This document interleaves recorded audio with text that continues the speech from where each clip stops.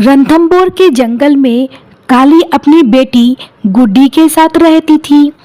काली के पति की मौत पेड़ से टकराने की वजह से हो गई थी। अपनी बेटी और अपना पेट पालने के लिए काली पोछा झाड़ू करती थी।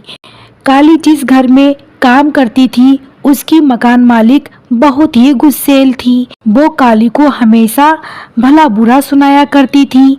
काली, तुम फिर से लेट आई हो, आज के दिन के पैसे काट लूंगी। मालकिन, बेटी की तबीयत कुछ ठीक नहीं है, उसको दवा देकर आई हूँ, इसलिए थोड़ा लेट हो गई हूँ। मुझे समझ नहीं आता, तुम जैसे गरीब बच्चों को पाल ही नहीं सकते तो करते क्यों हो? जा अब काम कर जल्दी से। काली अपनी मालकिन से कुछ भी नहीं कहती है और घर आकर काली अपनी बेटी के लिए खाना बनाती है। काली दुर्गा माँ की बहुत बड़ी भक्त थी और दुर्गा माँ का व्रत किया करती थी। व्रत वाले दिन काली काम पर जाने से पहले माँ दुर्गा के दर्शन करने जाती है। हे दुर्गा माँ, मेरी बेटी पर हमेशा कृपा बनाए रखना।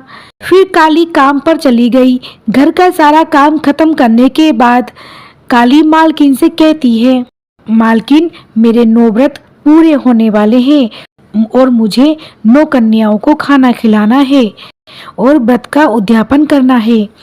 उसके लिए मुझे कुछ पैसे चाहिए। मैं क्या करूं? मैंने क्या पैसे की खान खोल रखी है क्या? तूने मांगी और मैंने खान से निकालकर तुझे पैसे दे दिए। एक तो ठीक से काम नहीं करती, आई बड़ी। ऐसा मत बोलो मालकिन, ज्यादा बकवास मत कर, इस महीने की पूरी सैलरी काट लूंगी। काली घर आती है और सोचती है, मुझे व्रत का उद्यापन तो करना होगा। फिर काली अपने घर की चारपाई बेच देती है, जिससे उसके पास थोड़े बहुत पैसे आ जाते हैं। अरे वाह, माँ दुर्गा के व्रत का उद्यापन के लिए पैसे का इंतजाम तो हो गया है।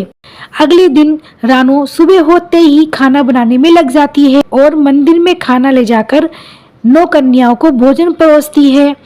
तभी काली की मालकिन वहां आ जाती है और अपने पैर से सारी प्लेट को गिरा देती है। इंस्पेक्टर साहब, इस काली ने ही मेरे घर के पैसे चुराए हैं, उन्हीं पैसों से ये 9 कन्याओं को भोजन करा रही है, पकड़ लो इस काली कौआ को। नहीं मालकिन, मैंने पैसे नहीं चुराए। काली को पुलिस जेल में डाल देती है। अगले दिन पुलिस सीसीटीवी की मदद से उस घर के मालिक को पकड़ लेती है और काली को रिहा कर देती है। रात में काली जब सो रही होती है तभी दुर्गा माँ काली के सपने में आती है। काली, तू मेरी सबसे अच्छी भक्त है, बोल तुझे क्या चाहिए? माँ, मेरी मालकिन की वजह से व्रत का उद्यापन ठीक से नहीं हुआ, बस वही करना चाहती हूँ, मुझे माफ कर दीजिए माँ। काली, ये गलती तुम्हारी नहीं है, ये तुम्हारी मालकिन की गलती है, इसकी सजा उसे मिलकर रहेगी। उसने मेरे प्रसाद को ठोकर मारी थी, अब उसे सब डंडा मारकर भगाएंगे। तेरी अधूरी इच्छा भी पूरी होगी। सुबह उठकर अपने बिस्तर के नीचे देखना, एक बैग रखा होगा, उसको खोलकर देखना, तेरी सारे काम बन जाएंगे। अगले दिन जब काली बैग को देखती है तो उसमें बहुत सारे हीरे जवाहरात होते हैं और काली खुश हो जाती है। अब काली दुर्गा माँ के मंदिर में बहुत बड़ा भंडारा करती है। इधर काली की मालकिन एक चूहा बन जाती है। मालकिन का पति चूहा देखता है तो उसे डंडे से मारकर भगा देता है। अब काली की मालकिन जहाँ जाती सब उसे डंडे मारकर भगा देते हैं। भागते भागते काली की मालकिन दुर्गा माँ के मंदिर पहुँचती है। उसे देखकर पंडित पक्षी सब कुछ समझ जाता है और वो कहता है, तुमने उस दिन माँ के प्रसाद को ठोकर मारी थी, आज इसी कारण तुम सबकी ठोकर खा रही हो। पंडित जी, मुझे क्या करना होगा? तुम्हें दुर्गा माँ से माफी मांगनी होगी और उनके 9 दिन का व्रत भी करना होगा और व्रत का उद्यापन भी करना होगा।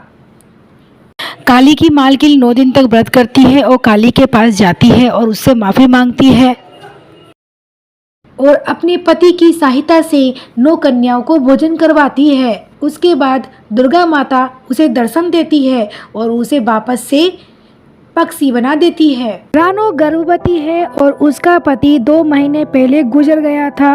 वो रिक्शा चलाती है।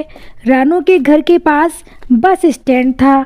वो सुबह सुबह लोगों को बस स्टैंड छोड़ देती है और शाम को बस स्टैंड से जिसको जहाँ जाना होता है वहाँ उसे लेकर जाती है।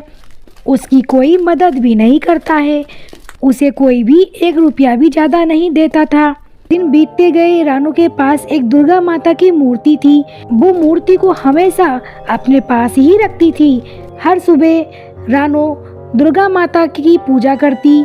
दुर्गा माता, मुझे बिल्कुल आप जैसी बेटी चाहिए, आइए ना मेरे घर मेरी बेटी बनकर। ये बोलते ही माता की मूर्ति से एक फूल गिरकर रानो के पंखों पर गिरता है। कुछ महीनों के बाद रानो के यहाँ एक बेटी होती है। रानो बहुत खुश हो जाती है। माता, आपने मेरी पुकार सुन ली। मेरी बेटी बिल्कुल आपकी तरह है, इसलिए मैं आपकी तरह इसका नाम कुसमांडा रखती हूँ। कुसमांडा बड़ी होने लगी थी और रानो जब भी रिक्शा चलाने जाती अपनी बेटी कुसमांडा को साथ में लेकर जाती। हर रात घर लौटते समय अपनी बेटी के साथ खूब खेलती और लोरी सुनाकर उसे सुलाती। सो जा मेरी बेटी, सो जा। लेकिन एक दिन बहुत तेज बारिश होती है, तूफान आता है और भूकंप आ जाता है। अरे ये क्या हो रहा है? भूकंप आ गया है।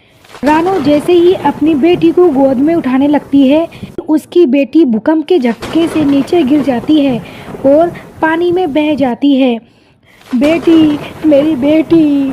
लेकिन दुर्गा माँ की मूर्ति को कुछ नहीं होता। रानो उस मूर्ति के पास आती है। माँ, ये क्या हो गया? माँ, आपके होते ऐसे कैसे हो गया? मेरी बेटी पता नहीं कहाँ चली गई। मेरी बेटी कहाँ होगी? मुझे मेरी बेटी को लौटा दो माँ। सारी रात रानो चिड़िया माता की मूर्ति के सामने बैठी बैठी रोने लगती है। जैसे ही सुबह होती है उसका रोना रुक जाता है। वो देखती है कि सारे घर टूट गए, बहुत सारे पक्षी बेघर हो गए हैं और कुछ पक्षी मदद की पुकार कर रहे हैं, बचाओ हमें, कोई बचाओ। रानो सभी पक्षियों की मदद करती है। एक एक करके सभी पक्षियों को हॉस्पिटल लेकर जाती है। पूरे दिन काम करने के बाद रानो को बहुत तेज भूख लगती है। उसके पास एक सूखी रोटी का टुकड़ा था।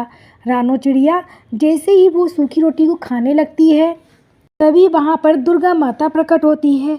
मेरी भक्त रानो ने बहुत अच्छा काम किया है, लेकिन अभी उसकी परीक्षा बाकी है। ये बोलकर माँ दुर्गा एक छोटी सी पक्षी का रूप धारण कर लेती है। रानो जैसे ही रोटी खाने लगती है तभी माता का रूप लिए छोटी पक्षी रानो के पास आती है।